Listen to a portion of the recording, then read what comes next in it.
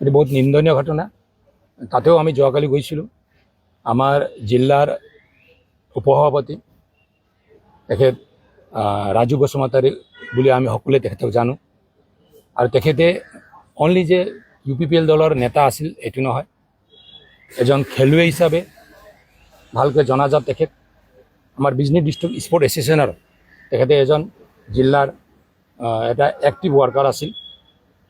যিদিনাখন তেখেতৰ তাত হত্যা হ'ল সিদিনাখন তেখেতে ডিষ্ট্ৰিক্ট স্পৰ্টছৰ কামতে প্ৰায় 10টা বজালৈকে কিবা এটা প্ৰগ্ৰামত তেখেতে জড়িত হৈ ঘৰলৈ গৈ থকা সময়ত বাটত এই দুষ্কৃতিকাৰীয়ে তেখেতক হত্যা কৰাইছিল।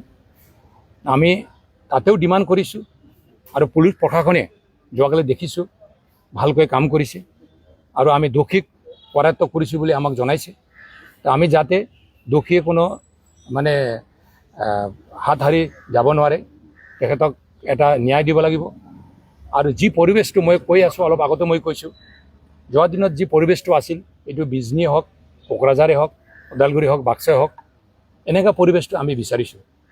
যি সময়ত প্ৰমোদ বড়ো ডাঙৰীয়াই BTRৰ চিফ হিচাপে যে শাসন প্ৰণালীটো চলাইছিল, সেই সময়ত 5 বছৰত যে এটা শান্তিময় BTR আমি গঢ়ি তুলিবলৈ সক্ষম হৈছিলোঁ। কিন্তু আজিৰ সময়ত যিবিলাক ঘটনা হৈ আছে এইটো যাতে অহা দিনত নহয়। আমি সকলোৱে BTRৰ বাসিন্দা হিচাপে BTRৰ সকলো মানুহে BTRত ভালকৈ চিন্তা কৰি আমি আগুৱাব লাগিব।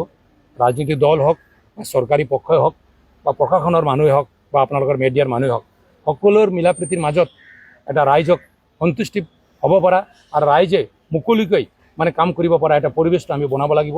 যি পৰিৱেশটো আজি যদি চলৰপাৰাৰ ঘটনা এটা হৈ গ'ল, বিজনীত তেনেকুৱা ঘটনাটো হৈ গ'ল, এনেকুৱা ঘটনা যদি হৈ থাকে তেতিয়াহ'লে আমাৰ এৰিয়াত এটা পৰিৱেশটো বিনষ্ট হ'ব।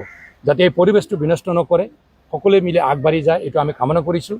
আৰু বিজনীৰ ঘটনাক আমি কেন্দ্ৰ কমিটি হিচাপে তীব্ৰ নিন্দা দিছোঁ। আৰু অহা দিনত মানে যাতে এইবিলাক ঘটনাটো আৰু নহয় তাৰ কাৰণে আমি সকলোৰে ওচৰত অনুৰোধ জনাইছোঁ। Thank U.